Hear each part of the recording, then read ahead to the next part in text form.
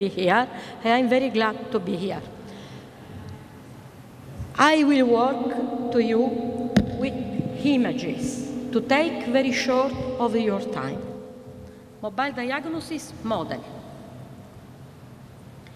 The use of mobile phone of every brand, no monopoly, for take, share, comparing, send images, and in education, created local network, created national network, and global, is the mobile diagnosis model that I did in 2008. In the marriage and in the funeral, you know your parent, your relative. Now I will show you about me. I'm Livia. I study for doctor. I become normal medical doctor, pathologist.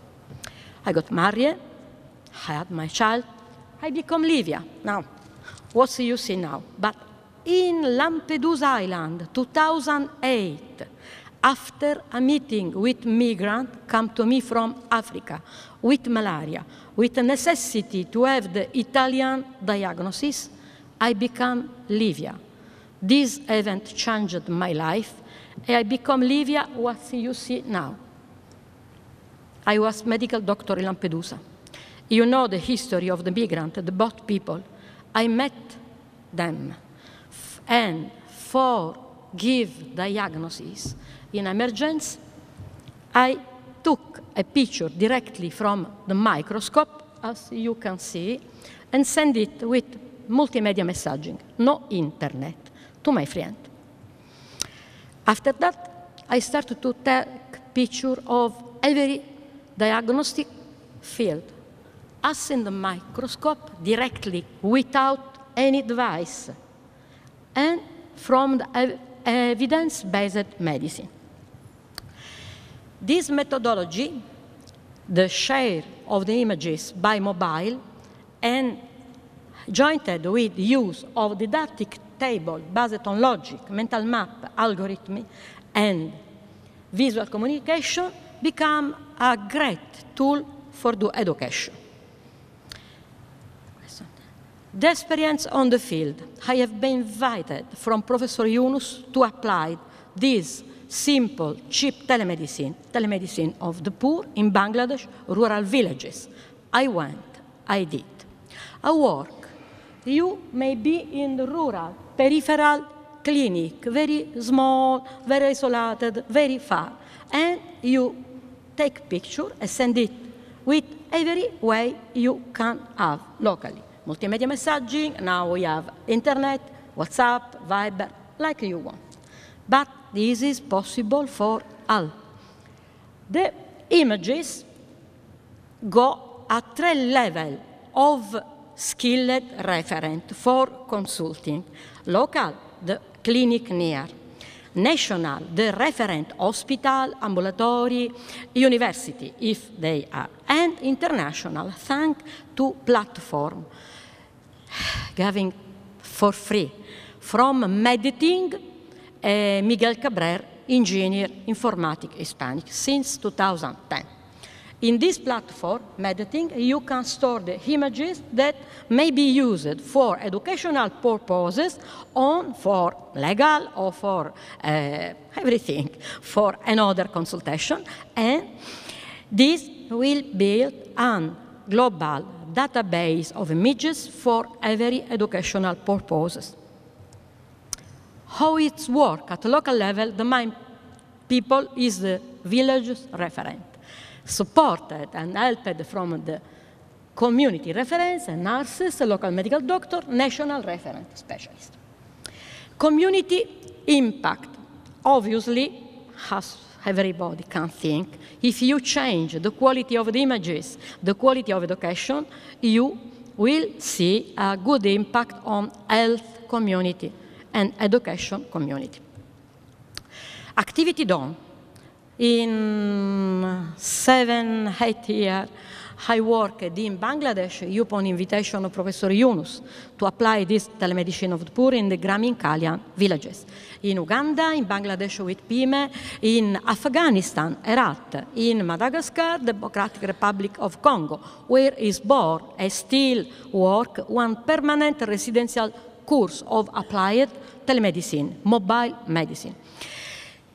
Thailand, bordering with Myanmar, a refugee camp, invited by Professor François Nosten of Oxford University. I'm very glad. And now, the next, I don't know, I have been invited by Professor Sanjoya Hazarika, Chinese Foundation, to apply my model educating, connecting people in Assam region of India and from Nepal Telecommunication Association to apply it also in Nepal. I will do this in September, August. Future, share mobile diagnosis model to everywhere needed.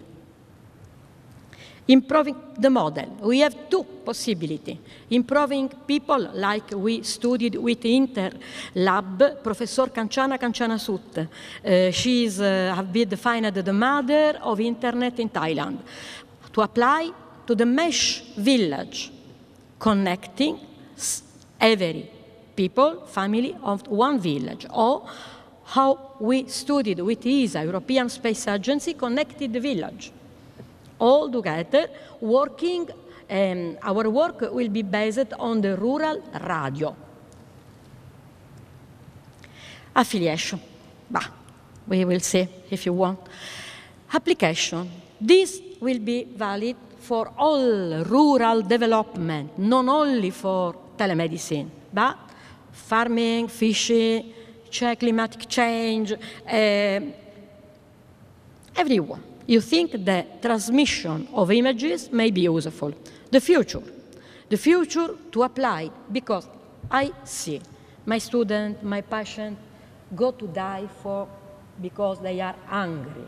Then the first generate income locally where you go to work, because if people have no food, you can provide the best therapy, the best diagnosis, but people go on with to die. Then, to apply the social business model of Professor Yunus, to last ring, the villager referent, we received one little fee for every diagnosis. Well done. The future, we have the local action, generated action, related to healthcare or satellite. Everywhere, I finish. The future is the clinic. On the future, the next, the creation of a mobile application for have locally a good diagnosis to permit the people to become independent. Our choice, improving life, sharing knowledge. We can do the movie. Do you permit that I show little movie? 1 minute. Thank you.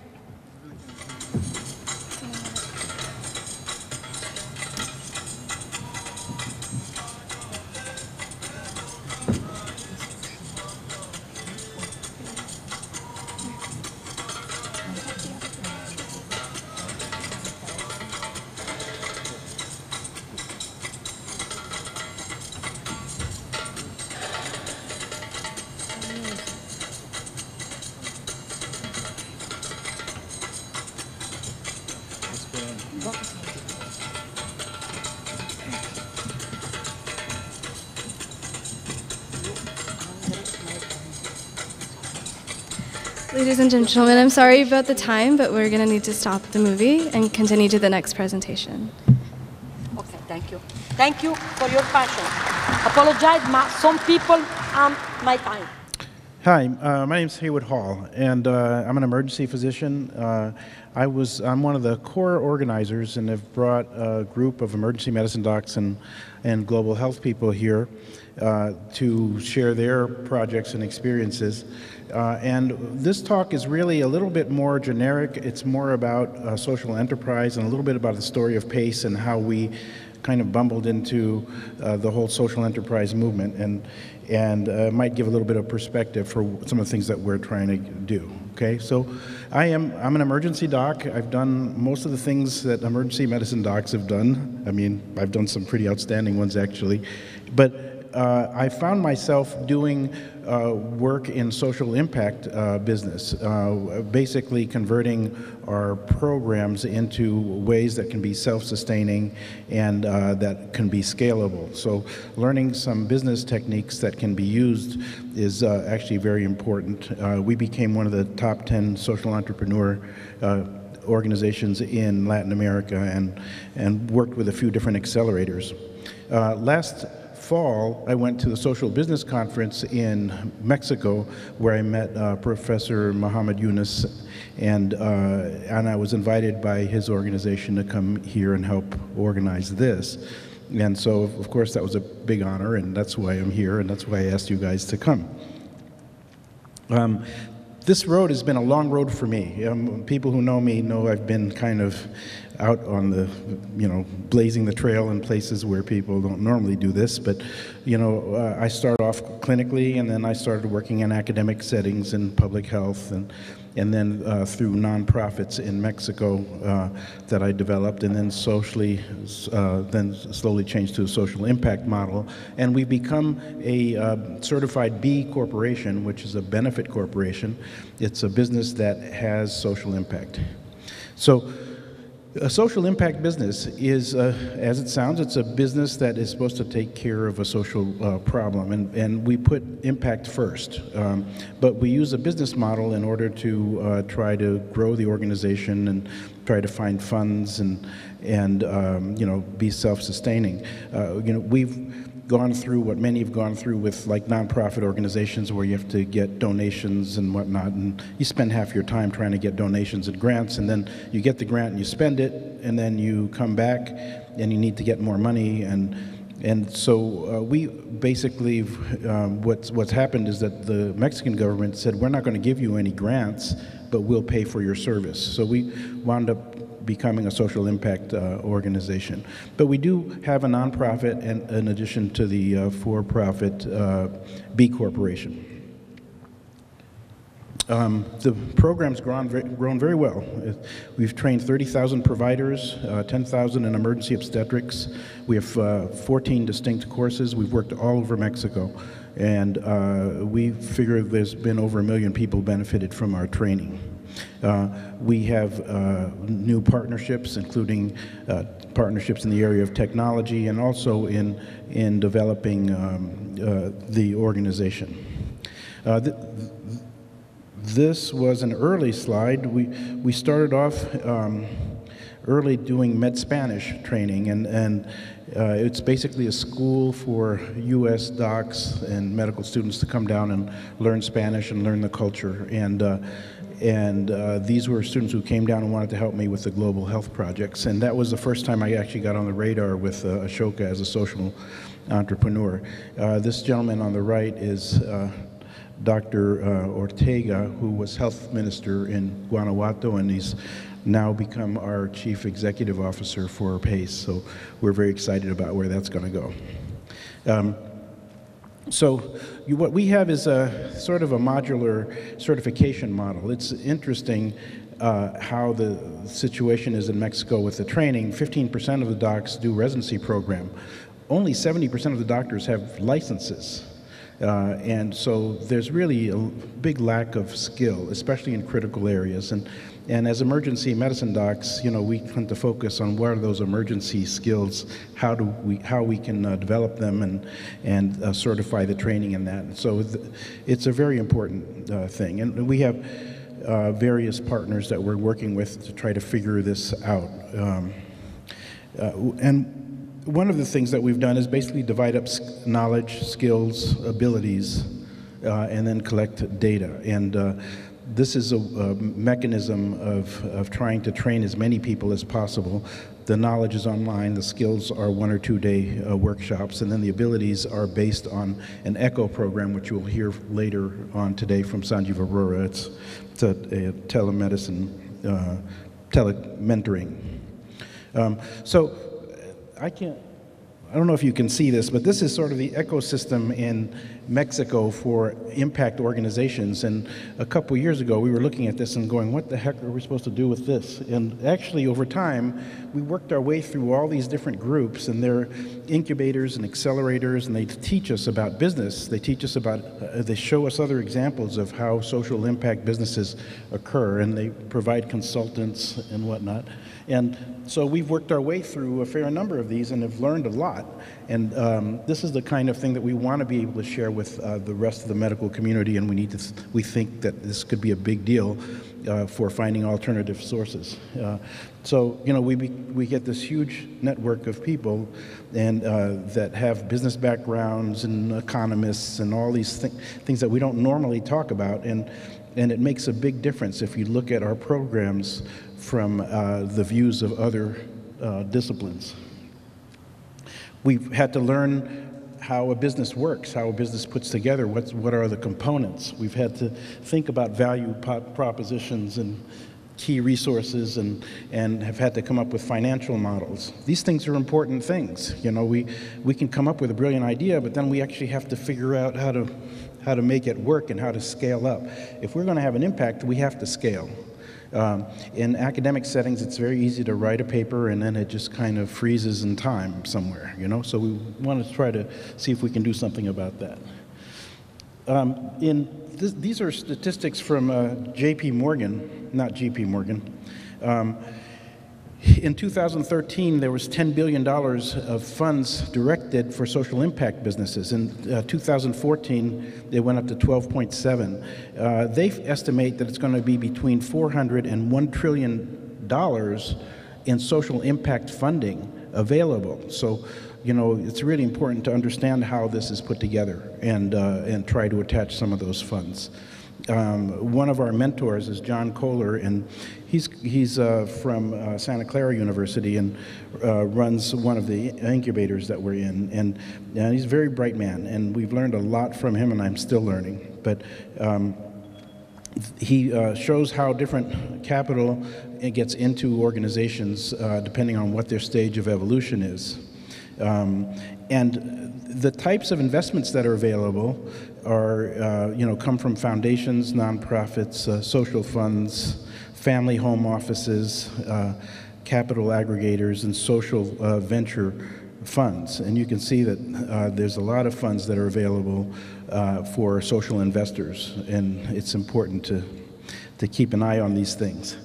This is a very interesting slide, because what it shows is that on the far left is your typical charity that requires grants or donations to function. And then as it moves further along the spectrum, there's a period in here where they become impact oriented, and they may generate some resources.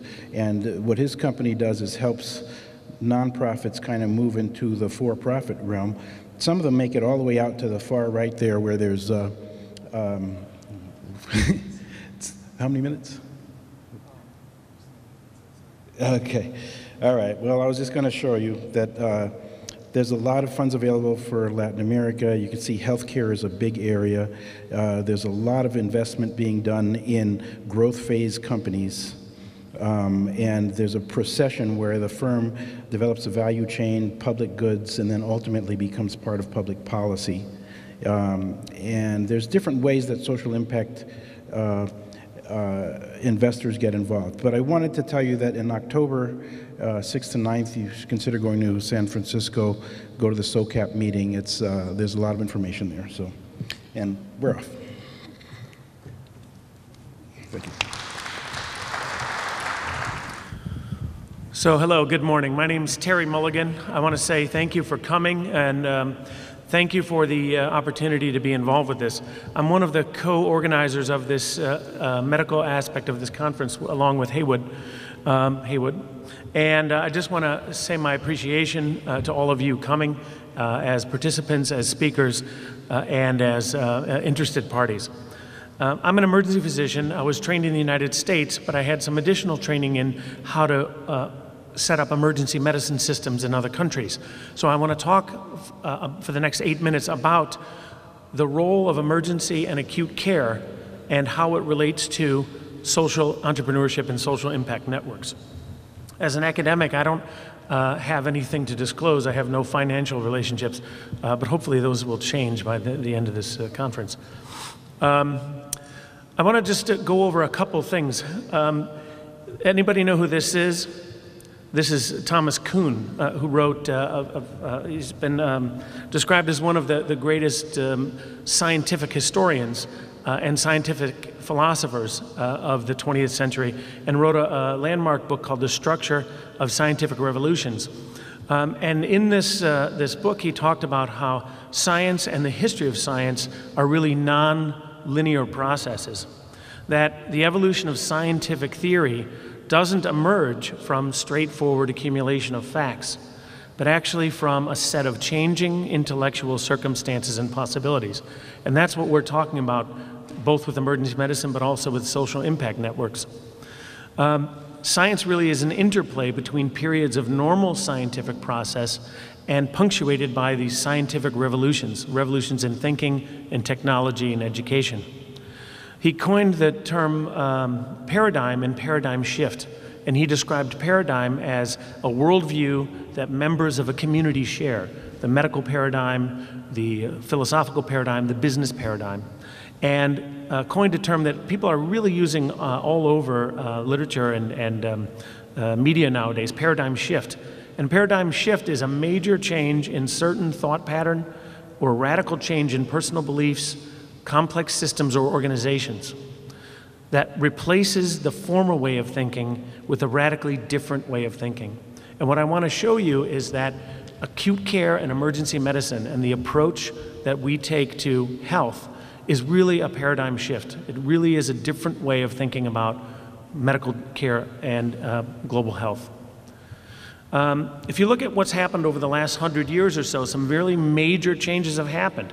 We've had the advent of high technology. We've had the super explosion of medical technology. We've had a couple major things happen in global epidemiology. We now have more people living in cities in the world than who don't live in cities. We now have the fastest growing segment of the population is the older population. And we have a changing of the epidemiology of disease. For all of human history, until this last century, the #1 cause of death was communicable disease. Now the #1 cause of death in the world is non-communicable disease. Heart disease, cancer, stroke, diabetes, or trauma. This is a major change, and it requires a new type of medical system. When you add up all the numbers, the global burden of disease shows you that 2 out of 3 deaths in the world are now non-communicable diseases: heart disease, cancer, stroke, trauma, or diabetes. And almost every country in the world, these are in the top 5. So, and back in history, there was no focus on building acute care system, and in some parts of the world now, we do have a good focus on building acute care systems. There are only about 10 countries in the world that have fully developed emergency and acute care systems.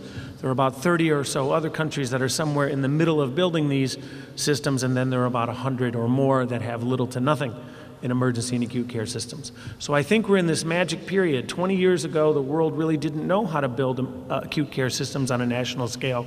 And 20 years from now, 150 countries or more will be doing it.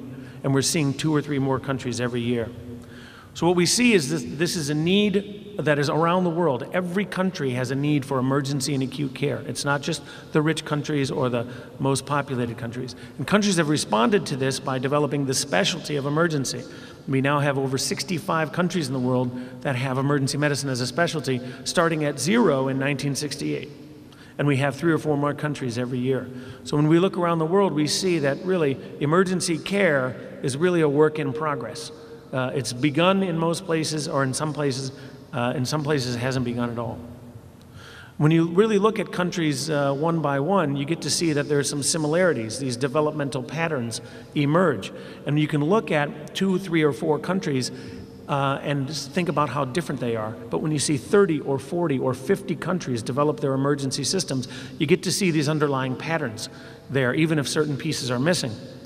And these patterns tend to fall into this developmental stages. If you look at the countries where emergency has developed, you get to see primary stage development, secondary and tertiary stage development. These can be further broken down into the doctor and the nurse and the medic bit, where you have to teach doctors and nurses and caregivers, in many places we're not even physicians, how to do the medical care. We also have to focus on things like specialty recognition and care systems. How do they actually deliver the care? But that's not the only thing. You also have to focus on a lot of non-medical things like administration and management and health economics and finance, and then very high-level developmental stages like legislative structures and national health policy formation. And we have good templates for how to do this country by country by country, because now there are 40 or 50 or 60 countries that have gone down this pathway. We see that it's very similar country to country, and it's only a little bit different, maybe 10, 20% different from country to country. It's more similar than it is dissimilar. And another way to look at this is, instead of as a pyramid, you look at it as a horizon down forward into the future. You can focus on short-term projects right now, medium-term projects, and the medium-term and long-term projects. But these projects all have to be started together. And in some places, emergency medicine is necessary, but they also need a lot more. Basic public health, basic food and water, basic first aid, basic nursing and pre-hospital, et cetera. So you can have the advanced emergency system put together with a basic emergency system together. That's the whole acute care system. And we really have a lot of the answers for this now. We know 80% of the answers of how to do this country by country. Each place has to reinvent the wheel, but only a little bit, only 20% or so. And we can pick and choose and borrow from our colleagues in other places. This template has been used in multiple different countries to kind of use, to assess their own stages of development. So some places might have good academic development, good administrative development, but maybe not tertiary care. So what we see happens after you build emergency medicine in a country, you have some of these ripple effects. When you have people in the hospital and in the pre-hospital and just in the medical area, not just hospital physicians, who are trained to take care of emergencies, to recognize emergencies, and to treat emergencies, well, then that makes the emergency department run better. That makes the healthcare clinics run better. But when they run better, then the hospital runs better. And when the hospital runs better, then all the hospitals run better, and that helps the whole medical system. This is healthcare system strengthening by definition. And when we see this happening country by country, we see global acute care slowly, slowly advancing. So what I'm proposing and what all of these numbers are really pointing towards is the need for one comprehensive organization that can deliver acute care emergency medicine systems development on a national or regional scale. An organization capable of multidisciplinary, full-scale acute care systems development. What would that need to look like? An organization like this. An organization that deals with foundations, but is not based at a foundation. Deals with universities, and not based at universities. Deals with health ministries, but not based at health ministries.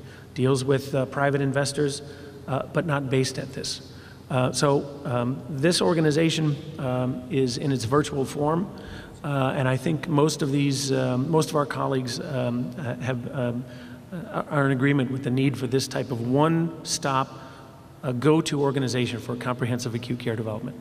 So that's the theme that we're going to be talking about in this track for the next couple days. So I just wanted to give a broad overview of that. And again, I want to say thank you for inviting me, and thank you for responding to all the invitations to come and speak and listen. So thank you. Well, good morning, everyone. My name is Bob Suter. I'm Vice President of Quality for the American Heart Association and a professor at UT Southwestern in Dallas. I'm very honored to be here speaking with all of you this morning about the critical role of emergency care systems development for global health. I have no significant disclosures other than employment. And really, emergency care as part of the global health development has been perhaps neglected historically because of the focus and the appropriate focus on primary prevention. But if we look at the perfect storm of health issues that are coming at us globally, you look at conditions such as cardiovascular disease, #1 killer worldwide, stroke worldwide is the #2 killer, acute respiratory disease, #3, chronic pulmonary diseases, which everyone dies of acute exacerbations for the most part. Number 5, diarrheal diseases, which are amenable to acute care interventions. Number 7, and road traffic, number 10, just by itself. And really, I think trauma as a totality, including non-accidental trauma, really is much higher. You look at these conditions, and these are conditions that are amenable to emergency care interventions. What are emergency care interventions? Emergency care is not a complete failure, it is secondary prevention. So if you have a prevention mindset, emergency care is a core secondary prevention mortality to prevent mortality and morbidity after the event has occurred, to reduce disability and death after the incident has occurred. And it involves many phases, including integrated systems, care at the point of injury or illness, at receiving facilities, and essentially takes a whole population approach to healthcare delivery, just like preventive medicine. What are some of the skills that make emergency medicine different from just a general practice or a generalist approach? Because after all, emergency medicine is a generalist specialty. Well, there's a very complaint-based approach that distinguishes it from other specialists, and the sorts of critical care interventions, the sorts of use of high technology when it's available, are things that emergency care providers are trained in that distinguish them from basic general practice providers. So again, focus of emergency care is on secondary prevention. However, that is not to say that we cannot do primary prevention through an emergency care framework. In fact, there are a number of primary prevention activities that have been shown to occur quite effectively in emergency care settings, such as primary prophylaxis for tetanus, other vaccinations, injury prevention counseling. Here in Atlanta, the Emory Center has been amazing in that regard, substance abuse counseling and detection, and most recently, a significant impact in many countries, including the US, for HIV testing and screening, all happening in this setting. And this is not just my opinion, this is the opinion of the World Bank, the WHO, and who determined that 45% of all deaths and 36% of all disability was amenable to emergency care interventions. And these include ischemic heart disease, cerebral vascular disease, and unintentional injuries. In fact, the World Bank concluded that emergency care packages, which have really been ignored to a large extent within global health, is one of the 6 basic interventions required as a minimum package of healthcare services. And this is backed up by over 300 quality publications that show outcomes difference from various emergency department interventions. We know, for example, that in trauma systems, for example, can reduce mortality, and other emergency care systems up to 50%, depending on what you consider to be the definition of outcome, reaching the hospital alive, or deaths that can be medically preventable. In fact, the World Bank has estimated that 400,000 to 2 million lives could be saved annually only in the trauma system if you achieve the same death rate of approximately 14% that is true in the more industrialized countries. So we also know that this is cost effective. These trauma systems, less than $100 per disability adjusted life year. So in spite of this cost effectiveness, it continues to be a problem for low and middle income countries. Again, we also know that emergency care varies widely by region and the resources available. So why is this? Why is this, we have what is considered around the world a new specialty. In many respects, it's the oldest specialty. It's hard to believe that the first healthcare providers were not focused on acute conditions, on conditions that were diagnostically obvious, like bleeding, like shortness of breath. These had to be the first things that healthcare providers looked at. And if you look at the ancients and you look at the religious traditions, this is backed up. So we're really rediscovering in the last century this first specialty, which now is recognized as a specialty in over 60 countries with the rate accelerating on a constant basis. So what kinds of things are effective interventions on a system basis? Trauma centers, out-of-hospital triage criteria, protocols, and transfer agreements within a system to make sure the patients get to the best centers. And again, the World Bank has recognized this. The World Health Assembly has recognized this. World Health Assembly 6022 calls on all member states to improve their emergency care systems and to do comprehensive assessments of the emergency care needs, availability, and quality of existing services in their country. This is, of course, an unfunded mandate from the World Health Assembly, but it is one that is delivered with its full moral authority. And there are those standing by. The International Federation for Emergency Medicine, composed of the specialty societies in each country, are working on this and ready to provide the kind of technical expertise that's necessary to support developing countries or countries that have emergency medicine but are looking for tools to improve it. In addition, organizations such as mine, the American Heart Association, also have many of these tools available to help. But we need a gap analysis. In 1946-47, when the World Health Organization was established, emergency care systems were not top of mind, so they're not built into the annual assessments and the ongoing assessments of the World Health Organization, and there's very little known about the relative gaps in emergency care systems. This is a desperate need, and there's a desperate need to fund global gap analysis of needs in emergency care systems. So in conclusion, the people of the world really have a yearning for emergency care. There's no basic human need more than perhaps water than to have someone help you when you feel that your life is in danger. Emergency care systems do that. So this is something that the people want.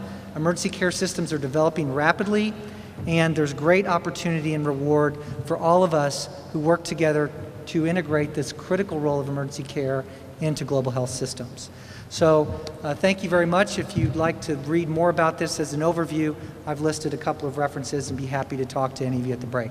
Thank you very much.